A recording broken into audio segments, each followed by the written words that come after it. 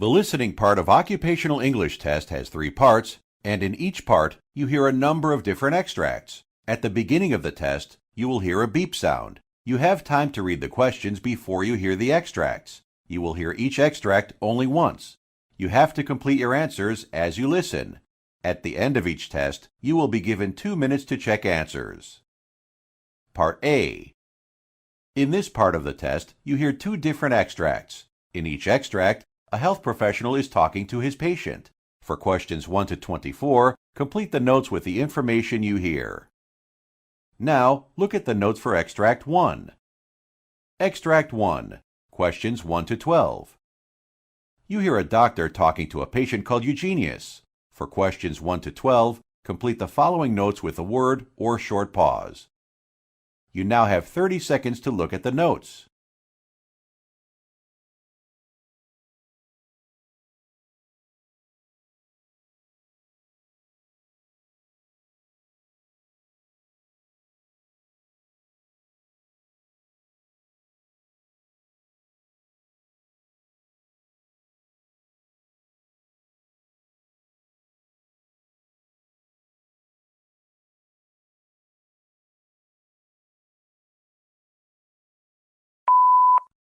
Hello, Doctor. Good morning.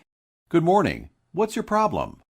Doctor, he is my son, Eugenius. A few hours ago, he fell off his bicycle. He was not wearing a helmet. He went unconscious for a few seconds. He complains of neck pain now. Does he have any other illness? No, Doctor. Okay, what's his age? 12 years, Doctor. Any previous injuries? Very minor injuries, Doctor. Was he taking any medicines? No, Doctor. Does he smoke or drink? No, Doctor. Can you tell me more about family history of illness? Absolutely no illness in our family, Doctor. Any weight loss or gain recently? No, Doctor. Well, his physical examination shows his blood pressure 150/75, pulse rate 80, respirations 18, temperature 37.4, saturation 97% on room air. He is moderately obese. His neck is symmetric, the trachea is in the midline, and there are no masses. No crepitus is palpated. The thyroid is palpable, not enlarged, smooth, moves with swallowing, and has no palpable masses. Normal respiratory effort. There is no intercostal retraction or action by the accessory muscles. Normal breath sounds bilaterally with no rhonchi, wheezing, or rubs.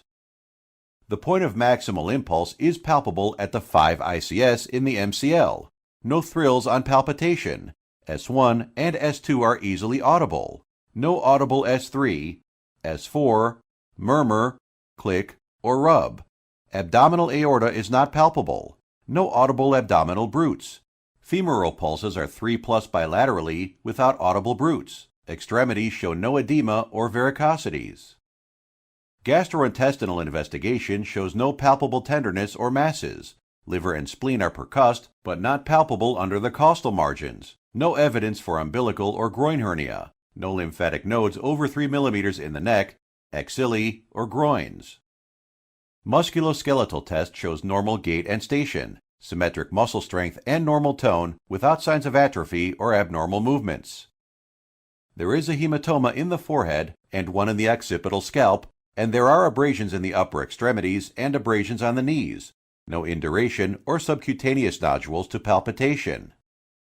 I have reviewed his chest X-ray and it is normal, right hand X-ray, which is normal, and an MRI of the head, which is also normal. He has concussion, facial abrasion, scalp laceration, and knee abrasions. Admit him today and his health condition will be monitored by our team. We have observation team working 24 hours.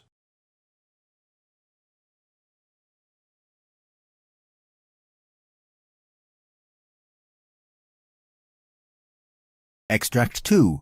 Questions 13 to 24. You hear a physician talking to a patient called Thomas Andrews. For questions 13 to 24, complete the following notes with a word or short phrase. You now have 30 seconds to look at the notes.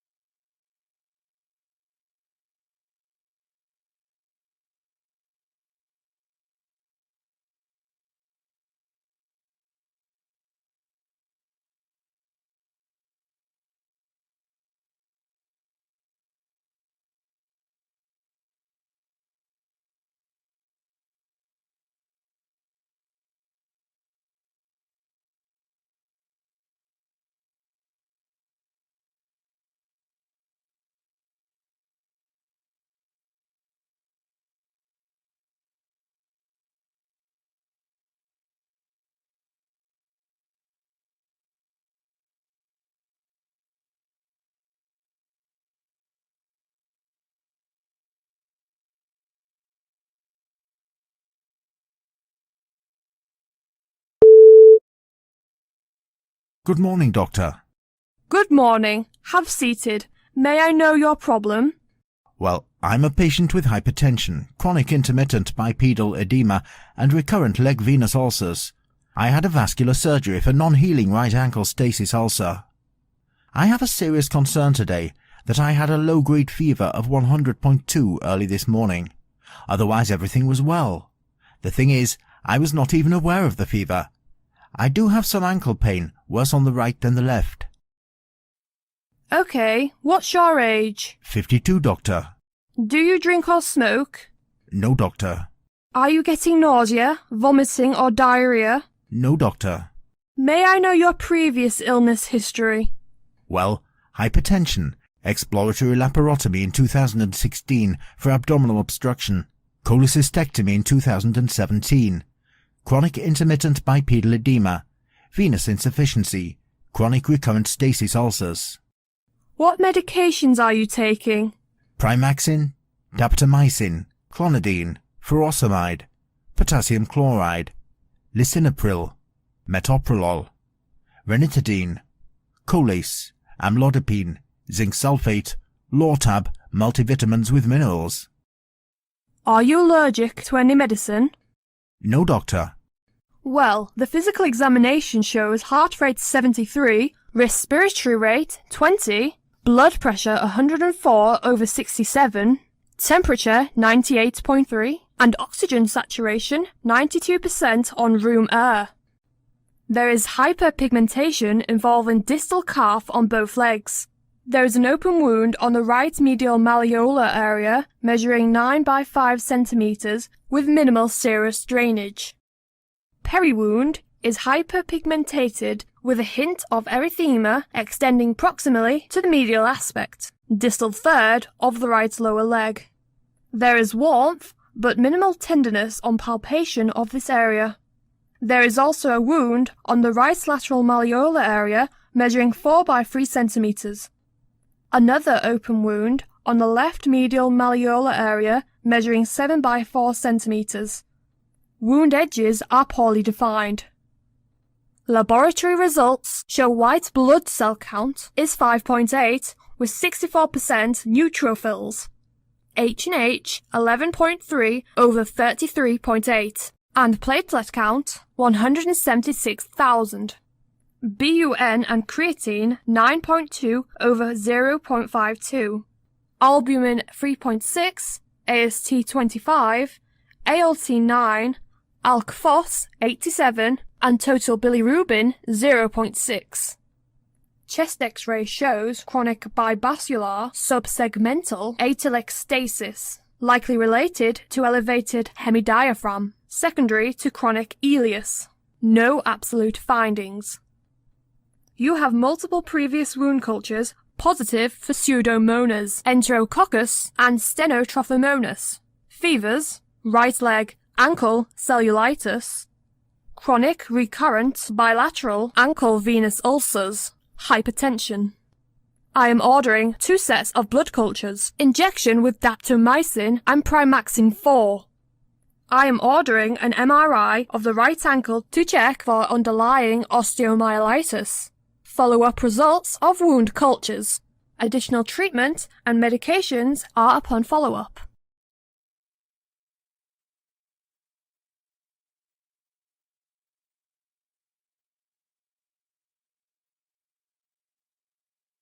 That is the end of Part A. Now look at Part B.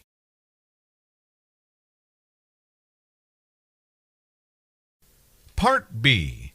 In this part of the test, you will hear 6 different extracts. In each extract, you'll hear people talking in a different healthcare environment. For questions 25 to 30, choose the answer A, B, or C, which fits best according to what you hear. You will have time to read each question before you listen to the audio. Complete the answers as you listen to the audio. Now, look at the question 25. You hear a discussion between a nurse and a physician explaining about ingredients used in a vaccine. Now, read the question.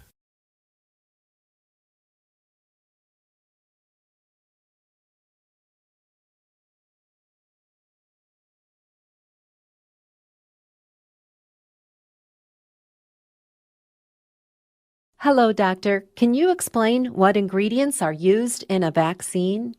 Well, chemicals used in a vaccine include a suspending fluid, such as sterile saline or fluids containing protein, preservatives such as glycine, albumin, and phenol, and enhancers or adjuvants to improve the effectiveness of the vaccine. Some vaccines may also contain trace amounts of the culture material for the growth of the virus or bacteria used in the vaccine, such as chicken egg protein. Even trace amount chemicals added to vaccines to deactivate a bacteria or virus and stabilize the vaccine and to keep the vaccine potent over time.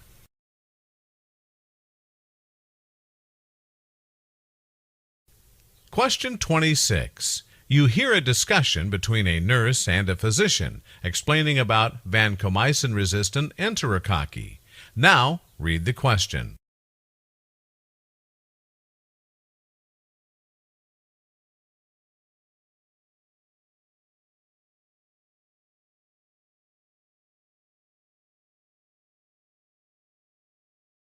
Hello, doctor. What are vancomycin-resistant enterococci?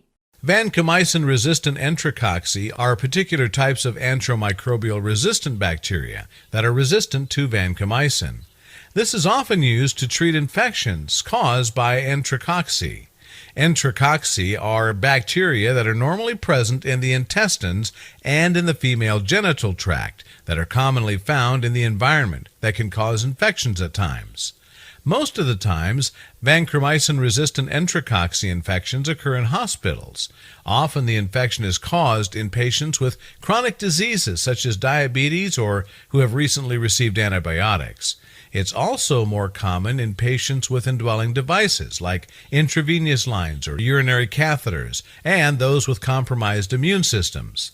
Vancomycin-resistant enterococci can cause many types of infections, such as urinary infection, heart infections called endocarditis, bloodstream infection called sepsis, abscesses, wound infections, pneumonia, or meningitis. The risk of vancomycin-resistant enterococci infection can be reduced by minimizing the use of indwelling devices, such as intravenous lines and urinary catheters. The risk can also be reduced by avoiding inappropriate use of antibiotics.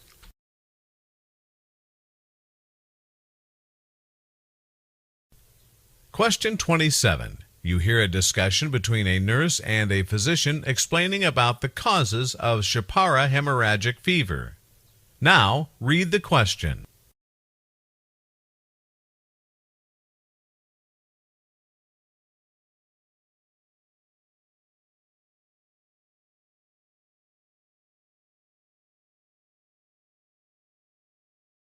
Doctor, how are the Shapara hemorrhagic fever is caused?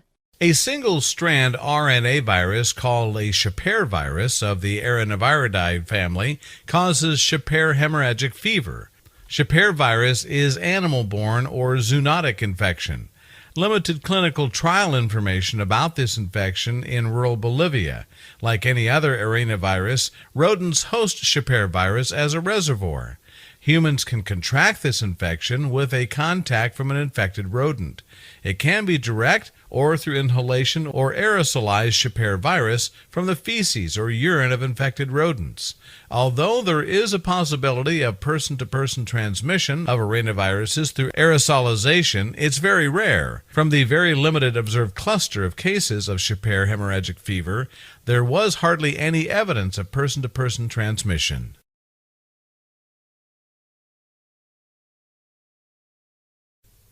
Question 28. You hear a dialogue between two physicians discussing about toniasis. Now, read the question.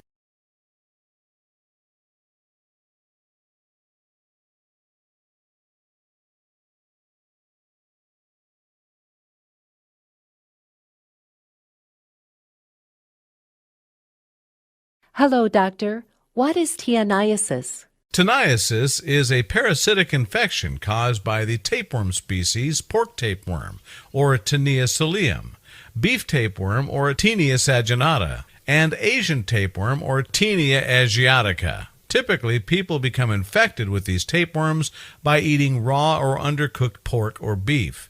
Often, individuals with toniasis infection may not know they have an infection because symptoms are non-existent or mild. Especially pork tapeworm infections can result in cysticercosis, a disease that can cause seizures.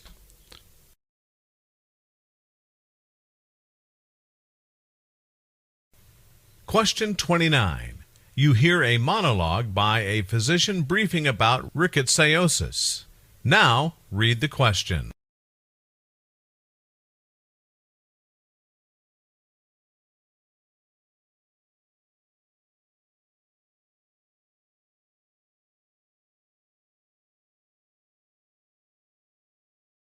A group of diseases called spotted fever group, rickettsiosis, is called by closely related bacteria. Through the bite of infected ticks and mites, these bacteria spread to people. The most severe and commonly reported spotted fever group rickettsiosis is in the Rocky Mountain spotted fever. Other causes of spotted fever group rickettsiosis in the U.S. include Rickettsia parkeri rickettsiosis, caused by R. parkeri, rickettsial pox, caused by Rickettsia akari, Pacific Coast tick fever, caused by Rickettsia philippi.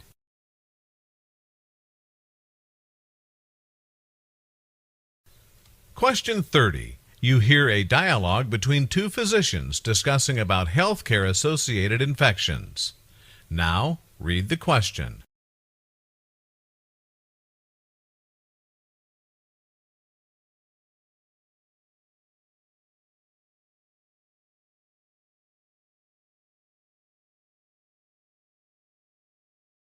Doctor, what is the cause healthcare-associated infections?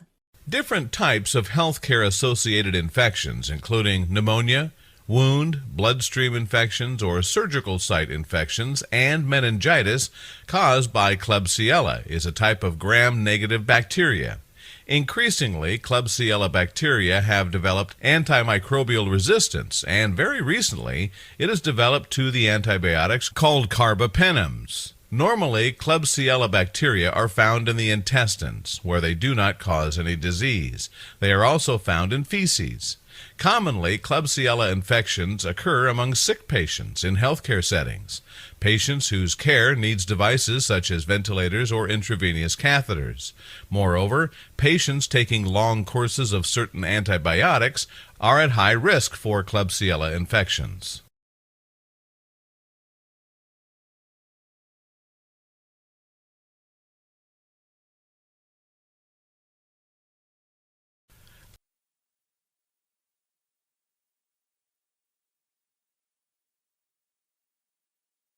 That is the end of Part B. Now, look at Part C.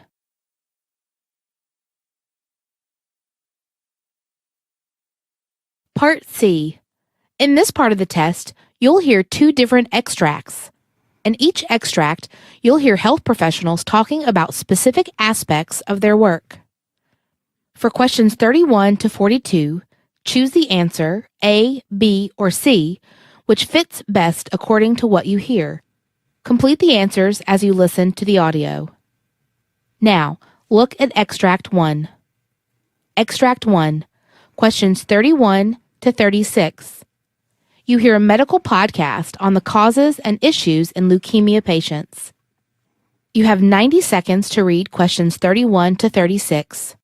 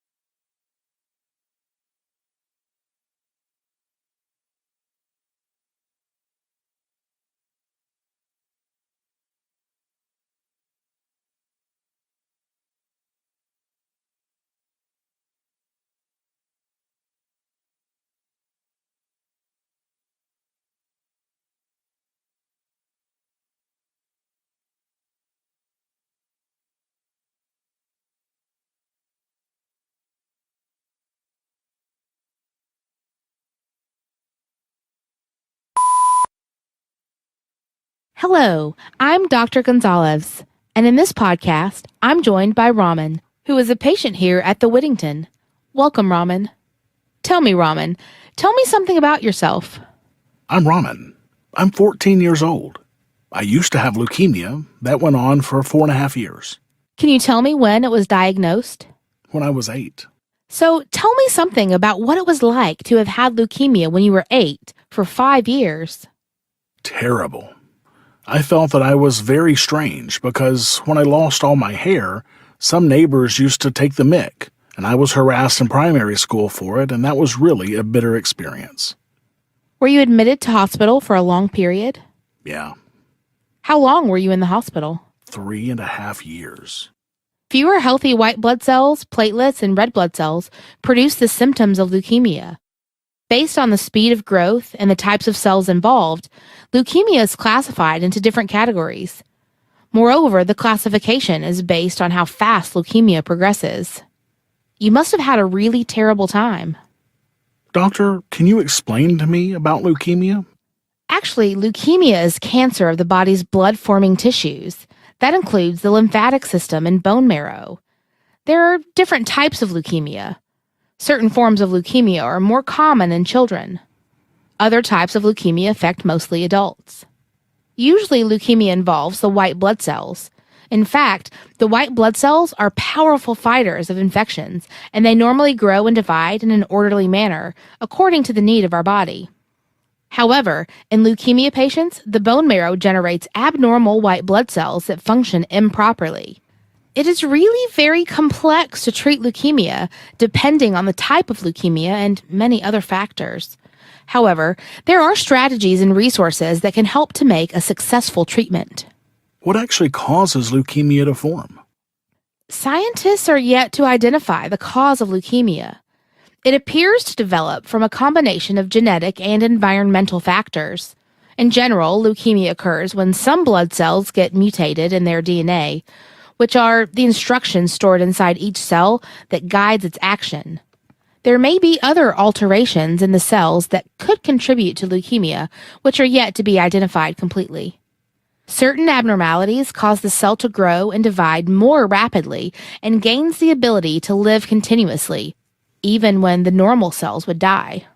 Over time, these abnormal cells crowd out healthy blood cells in the bone marrow, resulting in fewer healthy white blood cells, platelets, and red blood cells, producing the symptoms of leukemia. Based on the speed of growth and the types of cells involved, leukemia is classified into different categories. Moreover, the classification is based on how fast leukemia progresses. In acute leukemia, the abnormal blood cells are immature blood cells which cannot function normally, and they have a rapid growth, worsening the disease very quickly. Therefore, acute leukemia requires aggressive, timely treatment. There are many types of chronic leukemias. Certain types of chronic leukemias produce numerous cells, and some produce too few cells. Chronic leukemia targets mature blood cells. These blood cells replicate or accumulate very slowly and can function normally for a certain period of time. Some other types of chronic leukemia produce no early symptoms and become unnoticed or undiagnosed for many years. The second classification is made based on the type of white blood cell affected. Lymphocytic leukemia affects the lymphocytes that form lymphatic tissue that compromises our immune system. Myelogenous leukemia affects the myeloid cells that produce the red blood cells, white blood cells, and platelet-producing cells. Doctor, can you explain to me the risk factors involved in this disease? Patients who have received certain types of radiation therapy and chemotherapy for other types of cancers have a high risk of developing certain types of leukemia. Genetic abnormalities also seem to play a prominent role in the formation of leukemia. Genetic disorders such as Down syndrome are vulnerable to leukemia. Exposure to certain chemicals, such as benzene used in the chemical industry, is connected with an increased risk of certain types of leukemia. Smoking increases the risk of acute myelogenous leukemia. If any family member has been diagnosed with leukemia, then you have an increased risk of leukemia. However, most people with such risk factors do not always get leukemia. Moreover, many people with leukemia have none of these risk factors as well. That is really terrible to know, Doctor. Yeah, of course.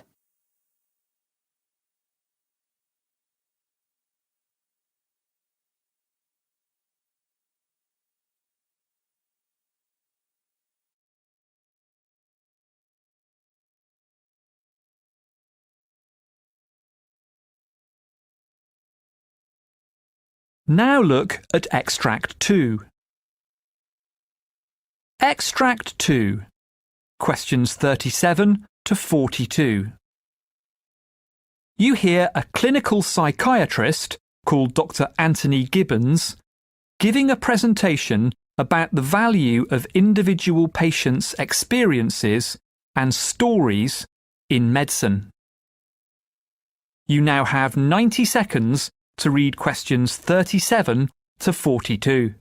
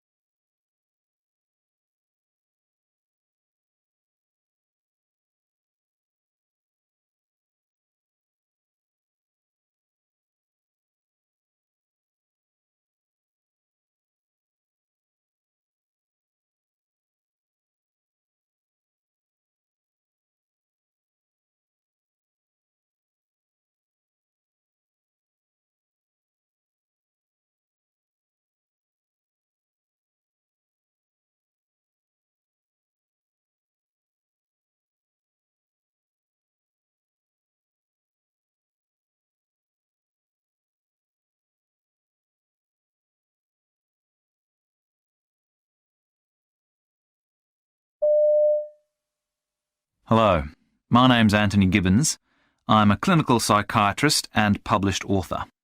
I'd like to talk about something that's relevant to all medical professionals, the use of narratives in medicine. Let me begin with a case study sent to me by a colleague who shares my interest in the subject. The study featured a 30-year-old man who was hospitalized for severe panic attacks. He was treated with narcoanalysis, but feeling no relief, turned to alcohol and endured years of depression and social isolation. 4 decades later, he was back in the psychiatric system, but for the first time he was prescribed the antidepressant Zoloft. 6 weeks later, he was discharged because the panic attacks and depression had disappeared. He lived a full life until his death 19 years later. If the narrative was striking, it was even more so for its inclusion in a medical journal. Repeatedly, I've been surprised by the impact that even lightly sketched case histories can have on readers. In my first book, I wrote about personality and how it might change on medication. My second was concerned with theories of intimacy. Readers, however, often used the books for a different purpose, identifying depression. Regularly, I received and still receive phone calls, people saying, "My husband's just like X," one figure from a clinical example. Other readers wrote to say that they'd recognised themselves. Seeing that they weren't alone gave them hope. Encouragement is another benefit of case description, familiar to us in an age when everyone's writing their biography. But this isn't to say that stories are a panacea to issues inherent in treating patients, and there can be disadvantages. Consider my experience prescribing Prozac. When certain patients reported feeling better than well after receiving it, I presented these examples first in essays for psychiatrists and then in my book, where I surrounded the narrative material with accounts of research. In time, my loosely supported descriptions led others to do controlled trials that confirmed the phenomenon. But doctors hadn't waited for those controlled trials. In advance, the better-than-well hypothesis had served as a tentative fact. Treating depression Colleagues looked out for personality change, even aimed for it, even though this wasn't my intended outcome. This brings me to my next point. Often, the knowledge that informs clinical decisions emerges when you stand back from it, like an impressionist painting. What initially seems like randomly scattered information begins to come together, and what you see is the bigger picture. That's where the true worth of anecdote lies. Beyond its role as illustration, hypothesis builder, and low-level guidance for practice, storytelling can act as a modest counterbalance to a narrow focus on data. If we rely solely on evidence, we risk moving toward a monoculture, whereby patients and their afflictions become reduced to inanimate objects, a result I'd consider unfortunate, since there are many ways to influence people for the better. It's been my hope that, while we wait for conclusive science, stories will preserve diversity in our theories of mind. My recent reading of outcome trials of antidepressants has strengthened my suspicion that the line between research and storytelling can be fuzzy. In medicine, randomized trials are rarely large enough to provide guidance on their own. Statisticians amalgamate many studies through a technique called meta-analysis. The first step of the process, deciding which data to include, colours the findings. Effectively, the numbers are narrative. Put simply, evidence-based medicine is judgment-based medicine, in which randomized trials are carefully assessed and given their due. I don't think we need to be embarrassed about this. Our substantial formal findings require integration. The danger is in pretending otherwise. I've long felt isolated in embracing the use of narratives in medicine, which is why I warm to the likelihood of narratives being used to inform future medical judgments. It would be unfortunate if medicine moved fully to squeeze the art out of its science by marginalising the narrative. Stories aren't just better at capturing the bigger picture, but the smaller picture too. I'm thinking of the article about the depressed man given the drug Zoloft. The degree of transformation in the patient was just as impressive as the length of observation. No formal research can offer a 40-year lead-in or a 19-year follow-up. Few studies report on both symptoms and social progress. Research reduces information about many people. Narratives retain the texture of life in all its forms. We need storytelling, which is why I'll keep harping on about it until the message gets through.